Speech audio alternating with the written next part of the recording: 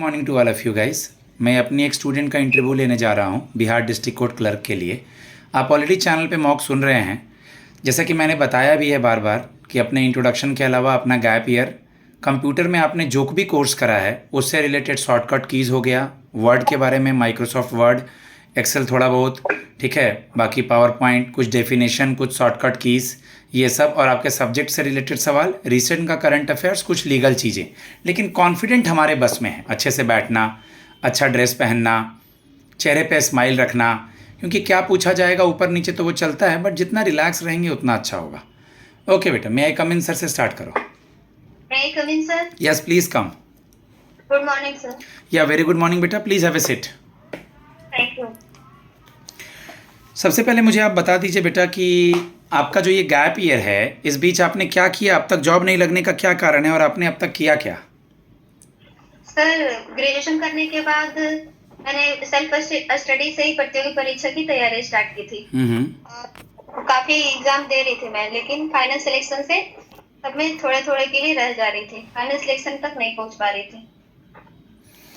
ठीक है, इसके पहले आपने कौन कौन से एग्ज़ाम दिए हैं जिसके एक भी स्टेज वगैरह क्लियर हुए हैं या मेंस तक पहुंची हैं? मैंने रेलवे का एग्जाम दिया है सर, एनटीपीसी का, ग्रुप डी का।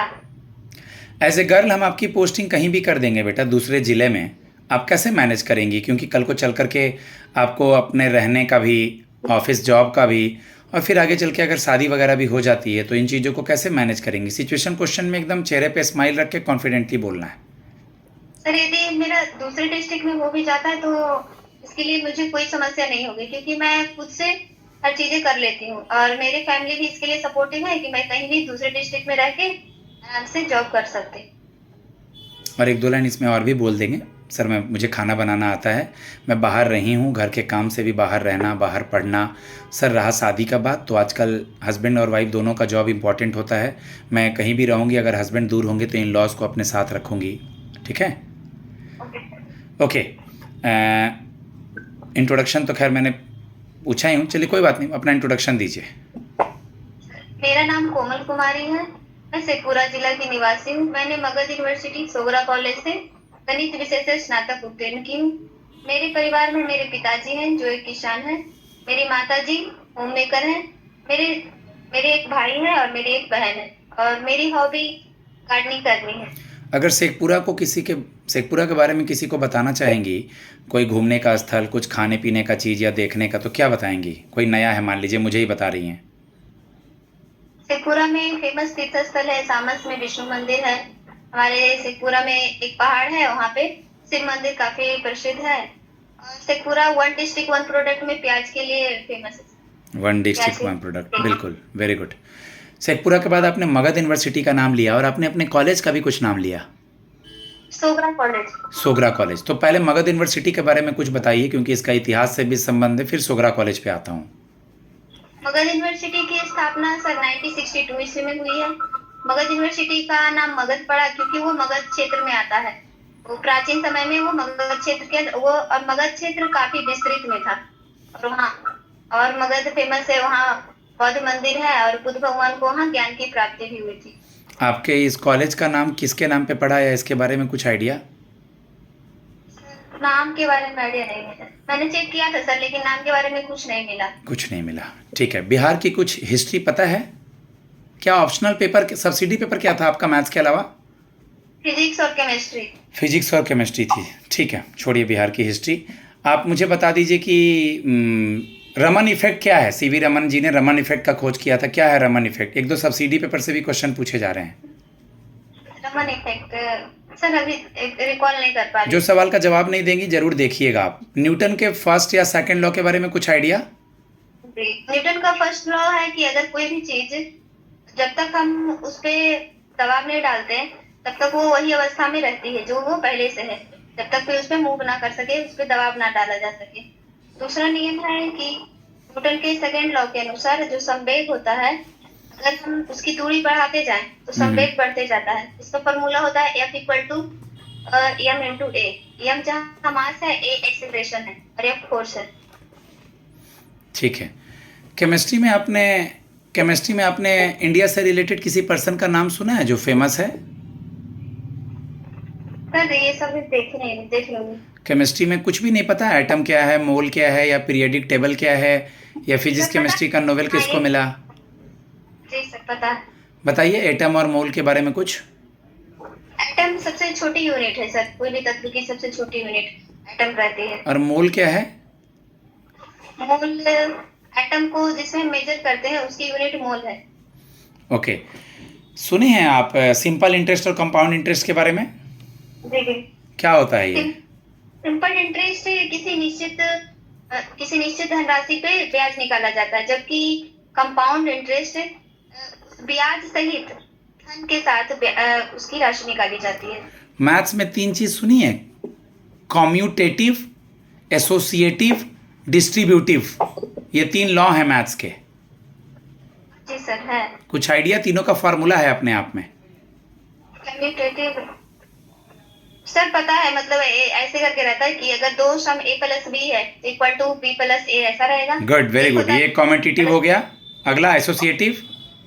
ठीक, अगर थ्री थ्री टर्म है sir a plus bracket b plus c equal to, अगर हम b plus bracket a plus c भी लिख सकते हैं। गुड। एसोसिएटिव का a प्लस बी ब्रैकेट में plus C is equal to a plus B bracket में प्लस सी बाहर लिख सकते हैं। और distributive property? Distributive property a into bracket में b plus C is equal to a into B और a into C. a multiply b plus c equal to a b plus b c। Good. अगर मैं बोलूं board मास, तो board मास का full form बताएंगी? D4 bracket O4 of D4 division, sorry division, M4 multiply bracket orders, division, multiplication, addition, subtraction. Hindi में मतलब पूरा बोल सकते। देख लेना है इसको। प्लेन ज्योमेट्री और सॉलिड ज्योमेट्री में कोई डिफरेंस है क्या? क्या सर? सॉरी सुनाई। प्लेन ज्योमेट्री और सॉलिड ज्योमेट्री में कोई डिफरेंस? जी सर। प्लेन ज्योमेट्री में हम एक जैसे ये बोल सकते हैं सर, एक फिगर जैसे रहता है 2D में ले सकते हैं, जबकि सॉलिड वाले में हम 3D और अंदर वाले सरफेस सारे को लेते हैं। ये एक डिफरेंस हो सकता है। बाकी प्लेन वाले में हम हाइट को इंक्लूड नहीं करते हैं, सॉलिड वाले में हम हाइट को भी इंक्लूड करते हैं। लाइन का कोई डायमेंशन होता है क्या? लाइन का डायमेंशन? हाँ। सॉरी सर, समझ नहीं पा रहे हैं क्वेश्चन। जैसे लाइन, पॉइंट, प्लेन और सॉलिड, सुनिए ये वर्ड ना। जी सर। जैसे पॉइंट का कोई डायमेंशंस नहीं होता, उसी तरह लाइन, प्लेन और सॉलिड के डायमेंशनल्स होते हैं क्या?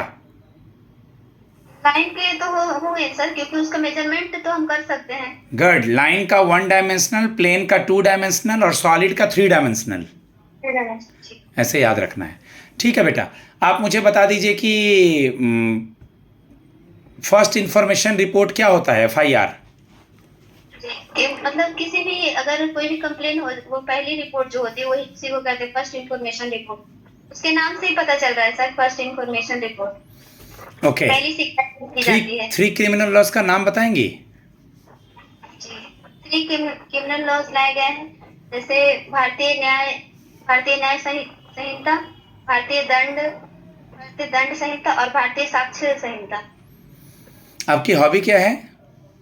सर मेरी हॉबी गार्डनिंग करनी है सर। शेखपुरा, मतलब आपका जो जिला है, उस डिस्ट्रिक्ट कोर्ट के जज कौन है? हमारे डिस्ट्रिक्ट के जज हैं श्री संतोष कुमार तिवारी, ऑनरेबल श्री संतोष कुमार तिवारी। गुड। पापा क्या करते हैं?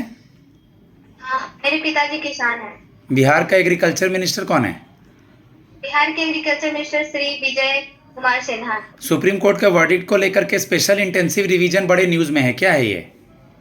स्पेशल इंटेंसिव रिवीजन है सर, इसके तहत इसका ये उद्देश्य किया गया है कि अगर कोई भी पात्र नागरिक हो वो मतदाता सूची में ऐड हो जाए, और जो अपात्र हैं वो मतदाता सूची में शामिल ना हो। जैसे कि बहुत सारे जो परमानेंट प्रवासी हैं जो दूसरे देश में जाके रह रहे हैं, उनके नाम मतदाता सूची से हटा दिए जाए, और जो नए युवा हैं उनके नाम मतदाता सूची में ऐड कर दिए जाए। इसका ये उद्देश्य किया गया है।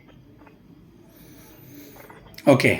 आपका शॉर्ट टर्म गोल और लॉन्ग टर्म गोल क्या होगा बेटा, अगर आप इसको ज्वाइन करती हैं तो? शॉर्ट टर्म लॉन्ग टर्म मतलब सर?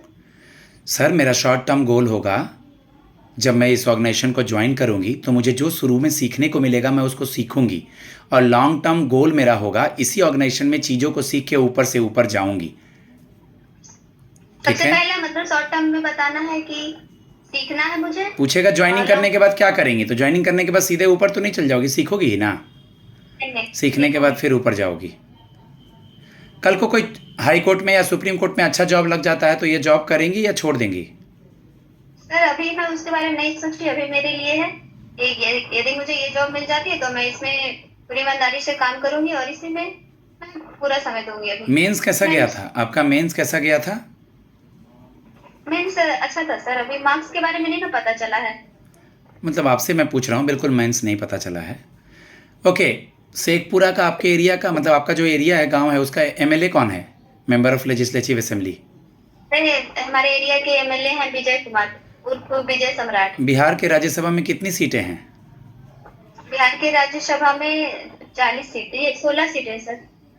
40 सीटें, 16 सीटें? सर 16, लोकसभा में 40 और राज्यसभा में बस 16 सीटें हैं। 16 सीट पे इलेक्शन होगा पूरे बिहार में? वो तो विधानसभा की सीट है ना सर, जो 243। हाँ 240, हाँ मतलब सॉरी, मैं 243 सीटें ही पूछ रहा था बिहार के विधानसभा में ही। और जब कैबिनेट मिनिस्ट्री, मतलब जब आपका एमपी का चुनाव होता है, मेंबर ऑफ पार्लियामेंट, तो उसमें बिहार से कितनी सीटें हैं? मेंबर ऑफ पार्लियामेंट में 16 जाते हैं राज्यसभा से और 40 जाते हैं लोकसभा के लिए। Good, very good. थोड़ा बहुत पॉलिटी रिवाइज करना है, अच्छा है, बढ़िया नॉलेज है। थोड़ा बहुत कंप्यूटर का सब्जेक्ट को देखना है।